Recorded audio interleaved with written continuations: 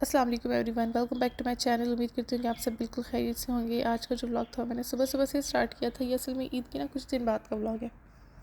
मौसम बहुत अच्छा था। धूप आज ही धूप थोड़ी थोड़ी निकली थी, वैसे धूप इतनी ख़ास थी नहीं। जो सामने वाला लेक है उसमें मैंने पानी नज़र नहीं आता था, लेकिन बारिशें इतनी ज़्यादा हुई हैं कि वो पानी से भर गया हुआ है। उसके बाद क्योंकि ईद के चौथे पाँचवें दिन बाद बारिशें शुरू हो गई थी और वो तकरीबन एक हफ़्ता बहुत ज़्यादा बारिशें रही थी। फिर उसके बाद भी कुछ 1-2 दिन धूप थी, फिर बारिश हो गई थी।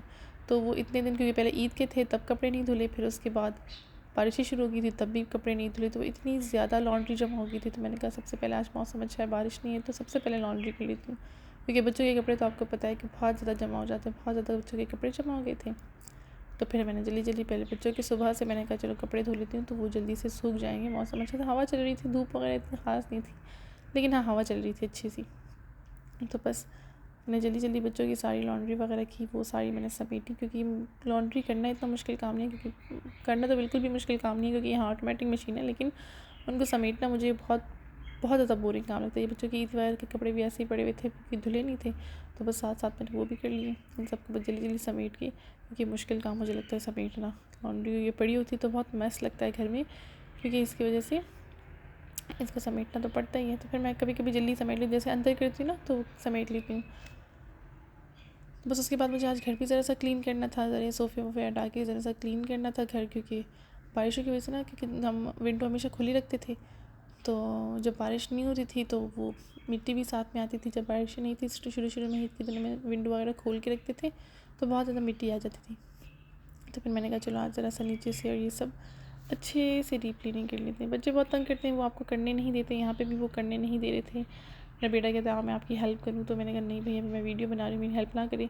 जो वो थी लाइट्स वगैरह थी, वो भी मैंने ऊपर विंडो से और यहाँ से सारी उतार दी थी। जो कर्टन के ऊपर मैंने लगाई हुई थी वो सारी जो थी ना वो मैंने हटा दी थी, क्योंकि बस ईद ख़त्म हो गई, रमज़ान भी ख़त्म हो गया, तो बस हमने सब कुछ हटा के इनको साइड में किया। उसके बाद हमने कहा चलो घर की जैसे डीप क्लीनिंग करती हूँ। वहाँ पे मैं कारपेट पर वैक्यूम ही लगाई थी, नीचे भी मोस्टली वैक्यूम लगाई थी। कोई ऐसे कोई बड़ा ड्रैपर वगैरह ऐसी चीज़ें होती तो वो मैं हाथ से उठा लेती हूँ, और उसके अलावा जो है ना मैं वैक्यूम से ही कर लेती हूँ। क्योंकि यहाँ जो थे ना कारपेट के ऊपर बच्चे का हम खाना खाते हैं, तो खाने के बहुत छोटे छोटे पार्टिकल्स जो खाने के होते हैं, चावल वगैरह जो गिरा देते हैं ना, तो वो अगर आप मोप वगैरह या ब्रश वगैरह लगाते हैं तो उससे इतनी ईजिली नहीं निकलते। वैक्यूम से होता है कि वो निकल जाते हैं, जितने भी छोटे छोटे पार्टिकल्स भी होते हैं ना, तो अच्छे से वो सारे निकल जाते हैं। चाहे खाने की हो, चाहे किसी भी तरह कोई चिप्स वगैरह बैठ के खा लेते हैं, तो उनके इतने छोटे छोटे वो जो चूरा बना के लोग बच्चे गिरा देते हैं ना, वो मोप से या किसी भी चीज़ से नहीं निकलते।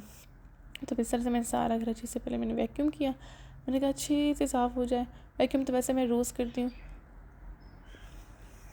ऐसे मैंने कारपेट जो था ये ईद से एक दिन पहले ही धोया था।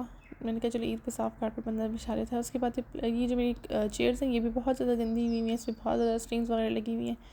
मैंने कहा इसको भी किसी दिन साफ़ करूँगी, लेकिन धूप अच्छी से निकल जाए ना, ताकि मैं इनको अगर साफ़ करूँ तो कुछ 1-2-3 घंटे मैं इनको बिल्कुल तेज़ धूप में रखूँगी, तो तब ये बिल्कुल साफ़ हो जाएंगी। वरना फिर इसमें एक स्मेल भी जमा हो जाएगी अगर मैं इनको वॉश करूँगी या साफ़ करूँगी। गीले कपड़े से भी मैं अगर साफ़ करूँगी तो हर वक्त यहाँ ऐसी लगी होती हैं, तो नमी सी होती है घर के अंदर, तो फिर हर चीज़ में ना एक स्मेल जमा हो जाती है। साथ में मैं नीचे भी सारा वैक्यूम कर लिया था, अच्छे से वैक्यूम करके तो सारी जगह साफ़ करती थी। कि यहाँ कोनों में बहुत ज़्यादा मिट्टी आके जमा हो गई थी, क्योंकि हम विंडो खोलते थे ना, तो उसकी वजह से बहुत सारी हवा उसके साथ मिट्टी भी आती थी। यहाँ मिट्टी बहुत ज़्यादा आती है, विंडो खोले या ना खोले, लेकिन मिट्टी यहाँ हर वक्त आती है, कुछ भी हो जाए। या शायद हमारा जो अपार्टमेंट है वो भी बिल्कुल रोड की साइड पे, तो इस वजह से ज़्यादा मिट्टी आती है। लेकिन हाँ डस्ट यहाँ बहुत ज़्यादा होती है। अगर 1-2 दिन आप टेबल्स वगैरह साफ़ ना करें, या एक दिन भी साफ़ ना करें, छूट जाए ना, तो अगले दिन बहुत ज़्यादा होती है। उसके बाद मैंने मोप लगाना शुरू किया।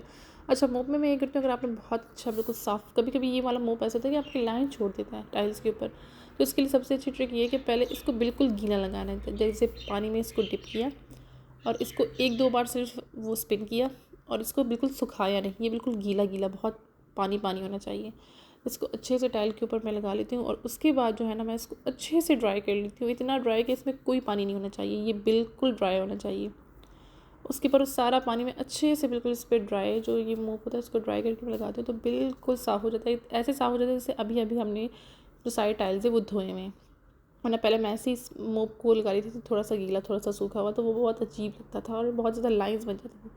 तो इससे होता है कि आपके टाइल्स पे कोई लाइन नहीं मिलती, बिल्कुल साफ़ सुथरे आपके टाइल्स हो जाते हैं, जैसे आपने अभी अभी धोए हुए हो।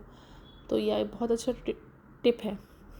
पहले आप बिल्कुल गीला लगाएं, उसके आप बिल्कुल ड्राई करके लगाएं और टाइल्स को बिल्कुल अच्छे से ड्राई कर लें, तो वो बहुत ही अच्छे से साफ़ हो जाती है। इससे मेरी सारी जगह मैंने अच्छी से साफ़ कर ली थी। उसके बाद चीज़ें वगैरह टेबल और सब कुछ मैंने वापस से रख दिया था। उसके बाद मेरी फ्रेंड्स का प्लान बना था कि हम लोग बाहर जो है टी पार्टी करते हैं। मौसम था क्योंकि बहुत अच्छा था, और यहाँ हमें ऐसे मौसम बहुत कम मिलते हैं, इतने अच्छे मौसम मैं जब से यहाँ आई हूँ तो मैंने पहली बार इतनी लंबी बारिश यहाँ देखी है कि इतने अरसे तक बारिश हो रही है। 1 हफ़्ता हो गया और कंटिन्यूस हर रोज़ बारिश हो रही है। उस मौसम से ज़रा सा इंसान तंग भी हो जाता है, एंजाइटी भी शुरू हो जाती है कि भाई धूप कब निकलेगी और हमारे जो नॉर्मल काम है ना वो कब होंगे। उसके बाद जो मैंने जल्दी से जो है नूडल्स स्पैगेटीज़ बना लिए थे। मैंने कहा चलो मैं ये बना के तो ये ले जाती हूँ, और साथ में मैंने बच्चों को कपड़े वगैरह पहनाए और इनको मैं ले गई थी।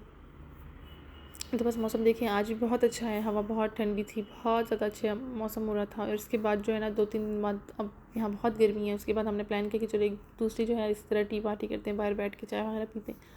लेकिन जब हमने वो प्लान किया तो तब बहुत ज़्यादा गर्मी थी उस दिन।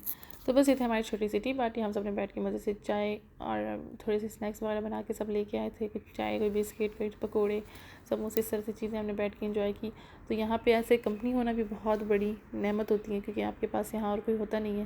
तो इस तरह अगर फ्रेंड्स की कंपनी होती है तो ये आपको बहुत अच्छी लगती है। तो बच्चे भी ज़्यादा खुश हो जाते हैं, वो खेल लेते, सामने प्ले एरिया है तो वहाँ जाके बच्चे खेल लेते हैं, हम यहाँ बैठ जाते हैं।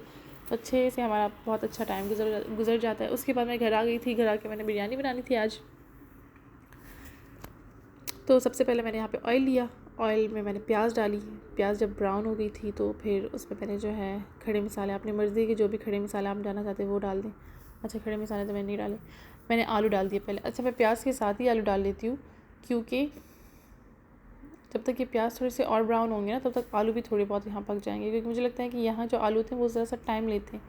तो साथ में मैंने और सारी चीज़ें डाल दी थी, जैसे काली मिर्च डाली थी, लौंग डाल दी थी मैंने, और जो ज़ीरा होता है, खड़ा ज़ीरा, वो डाल दिया था। इसको थोड़ा सा ऑयल में भूनेंगे, फिर इसमें थोड़ा थोड़ा करके मैंने पानी डाल दिया था कि प्याज जो थी वो बहुत ज़्यादा ब्राउन हो रही थी। उसके बाद मैंने जो गोश्त है वो मैंने सुबह ही बॉयल कर ली थी, जब मैं क्लीनिंग वगैरह कर रही थी, साथ मैंने गोश्त भी बॉयल करके रख दिया था। तो वो बॉयल गोश्त डाले था, बहुत ज़्यादा बॉयल नहीं किया कि बिल्कुल अभी इसमें भूनेगा, क्योंकि आलू बिल्कुल कच्चे हैं और इसमें टमाटर वगैरह भी जाने हैं। तो बस मैंने सारा गोश्त डाल दिया। अब इसको थोड़ी देर के लिए ना इस तरह भूनेंगे।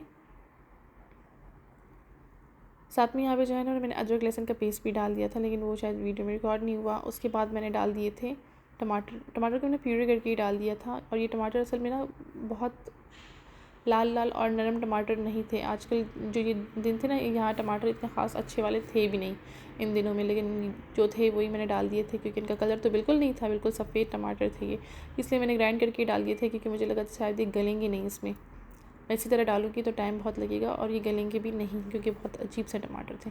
उसके बाद मैंने इसमें डाल दिया था 1 पैकेट।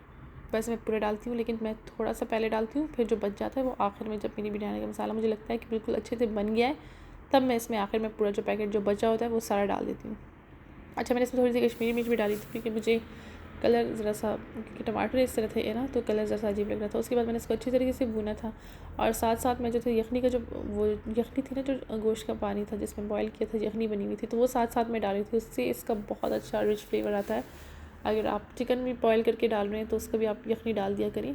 अगर आप वैसे ही चिकन डालते हैं तो ज़ाहिर ही उसकी यखनी तो निकल जाती है खुद ही मसाले में, लेकिन इसमें क्योंकि गोश्त मैंने पहले से बॉयल किया हुआ था, तो फिर मैंने इसको अच्छे से ढक्कन लगा के ही 5-10 मिनट पका दिया था कि आलू जो है वो स्टीम में अच्छे से बॉयल हो जाए। क्योंकि आलू का पता नहीं क्यों मोस्टली अगर इस तरह के गोश्त आप डालें ना कि गोश्त आपका कुक है, तो फिर आपके जो आलू है ना वो कभी कभी कच्चे भी रह जाते हैं। तो बस इस तरह से मैंने आखिर में गरम मसाला डाल दिया था। नमक आप टेस्ट करके अपने अकॉर्डिंग डाल दीजिए, क्योंकि मसाले जो पैकेट होता है उसमें भी बहुत नमक होता है, तो आप अपने हिसाब से नमक डाल दें।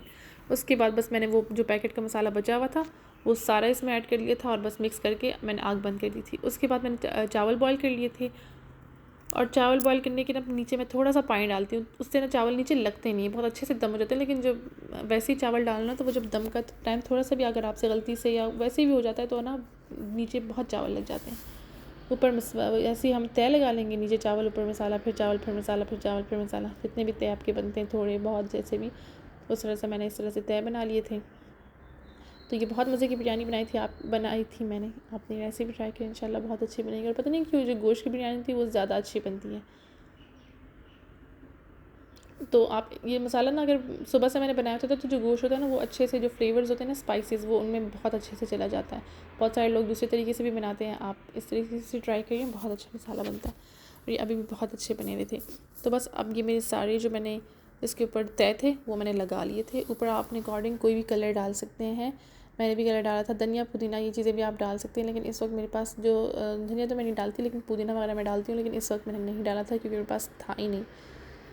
साथ ऊपर मैं ऑयल डाल देती हूँ, जिस वक्त दम लगाती हूँ उसके ऊपर पहले ऑयल भी डालती हूँ और फिर ये मैं थोड़ा सा कलर डालती हूँ। मुझे कलर ये बिल्कुल नहीं पसंद, लेकिन फिर भी मैंने कलर था तो मैंने यही डाल दिया था। उसके बाद इसको मैंने दम लगाने के लिए रखा था। 15-20 मिनट बाद जब इसका दम निकल गया था तो मैंने इसका हटा दिया था। और अब आप जब मैं इसको मिक्स करूँगी तो ये चेंज होंगे। मेरे बेटे को सफ़ेद चावल चाहिए थे तो मैंने उसके लिए जो ऊपर के वाइट बॉयल चावल थे ना वो हटा दिए थे उसको दही में डालने के लिए। उसके बाद अपनी बिरयानी को मिक्स किया और बहुत मज़े की बिरयानी बनी थी। आप लोग भी ट्राई कीजिएगा, मुझे ज़रूर बताइएगा। और उम्मीद करूँगी कि आपको रेसिपी पसंद आई होगी और आपको व्लॉग भी पसंद आया होगा। अगर आपको मेरा व्लॉग पसंद आया है तो मेरे व्लॉग को लाइक कीजिए, शेयर करें, चैनल को सब्सक्राइब करें और बेल आइकन को भी आप प्रेस कर लें ताकि कोई भी मेरी न्यू वीडियो मैं अपलोड करूँ तो आप लोग तक आ जाए। बस ये मैं अपने चावल डाली थी और मैं ट्राई करी थी कि कैसे बने, लेकिन ये बहुत बहुत मज़े के बने थे। तो बस यही था मेरा आज का व्लॉग। उम्मीद करती हूँ कि पसंद आया होगा। तो मैं आपसे मिलूँगी अब किसी नए व्लॉग में। तब तक आप अपना बहुत ख्याल रखिए। अल्लाह हाफ़िज़।